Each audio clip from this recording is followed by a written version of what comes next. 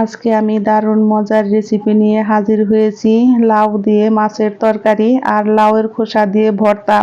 খেতে হয় বন্ধুরা দারুণ মজার। এখানে আমি ছোট সাইজের ইলিশ মাছ নিয়েছি আর মাছটাকে বেশ ভালো করে কেটে ধুয়ে নিয়েছি। এখন এর মধ্যে দিয়ে দিব অল্প পরিমাণে একটু লবণ আর দিয়ে দিব হলুদের গুঁড়া, মরিচের গুঁড়া। এখন আমি অল্প পরিমাণে সরিষার তেল দিয়ে মাছটাকে বেশ ভালো করে মেখে রেখে দিব 10 মিনিট। আজকে আমি লাউ দিয়ে যেহেতু রান্না করে দেখাবো, সেই জন্য আমি মাছটাকে কিন্তু একটু হালকা করে ভেজে নেব। চলে যাব কড়াইয়ের কাছে। কড়াইতে তেল দিয়েছি আর তেলটা কিন্তু আমার গরম হয়ে গেছে। এখন আমি মাছগুলোকে এক এক করে ভেজে নিব। বন্ধুরা, ইলিশ মাছ কিন্তু বেশি ভাজার প্রয়োজন হয় না, একটু উল্টে পাল্টে নিলেই ভাজা হয়ে যায়। আবার কেউ কাঁচাও রান্না করতে পারো, কিন্তু আজকে আমি একটু হালকা করে ভেজেই তুলে নিব। আমার মাছ ভাজা হয়ে গেছে, এখন আমি মাছগুলো তুলে নিব। বাকি মাছগুলো আমি এইভাবেই ভেজে নিব। আর বন্ধুরা, এখন তো আমাদের বাংলাদেশে সবজির অনেক দাম, মাছের অনেক দাম, মাছ সবজি কিছুই ধরা যায় না। আমার ফ্রিজে যা ছিল তাই বন্ধুরা এখন আমরা এইভাবেই রান্না করে খাবো। সেই জন্যে লাউয়ের খোসা ফেলে না দিয়ে বন্ধুরা আজকে আমি তোমাদেরকে ভর্তা করে দেখাবো। আর ভর্তাটা খেতে এত মজার হয়, অবশ্যই একদিন বাসায় এইভাবে ভর্তা আর তরকারি করে খেয়ে আমাকে কমেন্ট বক্সে জানাবেন যে কার কেমন লেগেছে। মাছগুলো কিন্তু আমার ভাজা হয়ে গেছে, এখন আমি মাছগুলো তুলে নিব। মাছ ভাজা তেলের মধ্যে আমি দিয়ে দিয়েছি হাফ চামচ পরিমাণে গোটা জিরে। ফোড়নটা আমার রেডি হয়ে গেছে, এখন আমি দিয়ে দিব চেরা কাঁচামরিচ। আমি লাউগুলোকে কিন্তু একটু ঝুরি করে কেটে নিয়েছি। এর মধ্যে দিয়েছি অল্প পরিমাণে একটু হলুদের গুঁড়া, অল্প পরিমাণে একটু মরিচের গুঁড়া আর হাফ চামচ ধনিয়ার গুঁড়া, হাফ চামচ লবণ দিয়ে আমি এখন লাউটাকে বেশ ভালো করে ভেজে নিব। ইলিশ দিয়ে লাউয়ের তরকারি বন্ধুরা খেতে হয় অসাধারণ মজার।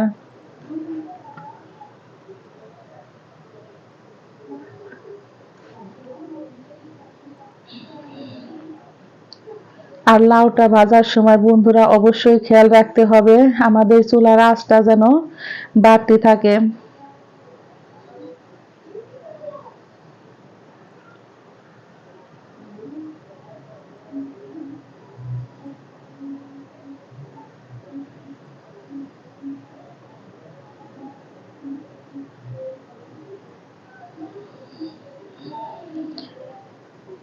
আমি এখন ঢাকনা দিয়ে ঢেকে লাউটাকে রান্না করে নিব 4 থেকে 5 মিনিট।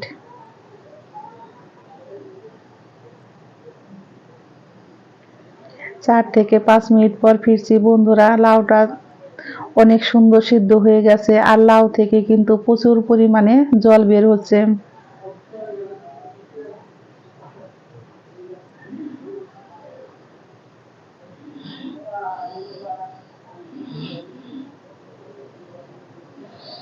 লাউয়ের তরকারি রান্না করতে কিন্তু বেশি সময় লাগে না, অল্প সময়ে লাউয়ের তরকারি রান্না হয়ে যায়। আমার লাউটা কিন্তু ভাজা হয়ে গেছে আর জল উঠেছে কিন্তু অনেক। এখন আমি অল্প পরিমাণে জল দিয়ে তরকারিটা রান্না করে নিব।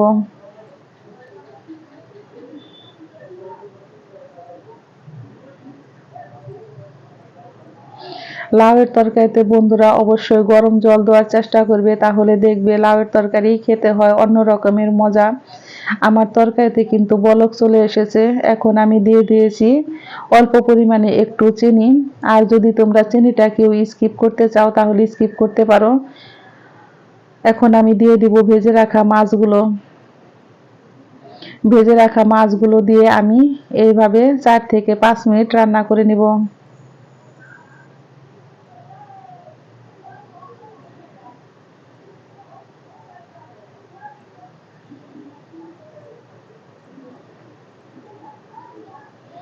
আমার তরকারিটা একদম রেডি হয়ে গেছে, এখন আমি দিয়ে দিব 1 চা চামচ পরিমাণে জিরার গুঁড়ো। আমার তরকারিটা একদম রেডি হয়ে গেছে, এখন আমি লবণটা দেখে নেব ঠিক আছে কিনা। লবণটা আমার একদম পারফেক্ট আছে। এখন আমি চুলাই থেকে নামিয়ে নিব।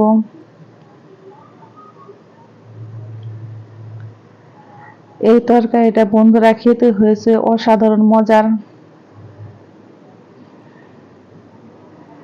আজকে আমি আরেকটা ভর্তা তৈরি করে দেখাবো, লাউয়ের খোসা। আমরা তো সব সময় লাউয়ের খোসা ফেলে দেই, বাকি ভাজি করে খাই। বন্ধুরা এইভাবে অবশ্যই একবার হলেও ভর্তা করে খেলে আমার মনে হয় বারবার এই ভর্তাটা খেতে মন চাইবে, এতটাই মজার। আমি লাউয়ের খোসাগুলোকে বেশ ভালো করে ধুয়ে ঝুরি করে কেটে নিয়েছি। এর মধ্যে দিয়েছি 4টা শুকনা মরিচ, 4-5 কোয়া রসুন, আর অল্প পরিমাণে জল ও লবণ দিয়ে আমি এটাকে সিদ্ধ করে নিব। অবশ্যই চুলার আঁচটাকে মিডিয়াম টু লোতে রেখে আমি কিন্তু সিদ্ধ করে নিয়েছি। আর জলটা কিন্তু আমার একদম শুকিয়ে গেছে। এখন আমি এটাকে শিলপাটায় বেটে নিব।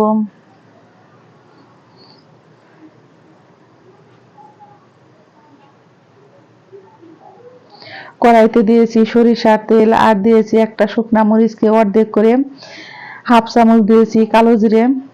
ফোড়নটা কিন্তু আমার রেডি হয়ে গেছে। এখন আমি দিয়ে দিব বেটে রাখা লাউয়ের খোসা বাটা।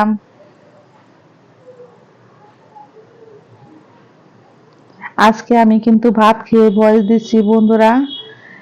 লাউয়ের খোসা ভর্তাটা এতটাই মজার হয়েছে যে একবার খেলে বন্ধুরা বারবার খেতে মন চাইবে, এত মজার। আর ভর্তা তৈরি করতে কিন্তু বেশি সময় লাগে না, খুবই অল্প সময়ে কিন্তু ভর্তাটা তৈরি হয়ে যায়। এখন যে আমাদের বাংলাদেশের সবজির দাম, সেই জন্য কোনো কিছু ফেলে না দিয়ে আমরা যদি এইভাবে করে খাই তাহলে কিন্তু আমরা খেয়েও তৃপ্তি পাবো, আর আমাদের খরচও কিন্তু বাঁচবে। কথা বলতে বলতে তৈরি হয়ে গেছে আমার লাউয়ের খোসা দিয়ে ভর্তা। বন্ধুরা সকলেই ভালো থেকো, সুস্থ থেকো। আমি আবারও ফিরবো নতুন নতুন কোনো রান্নার রেসিপি নিয়ে। সকলকে জানাই আমি অসংখ্য অসংখ্য ধন্যবাদ।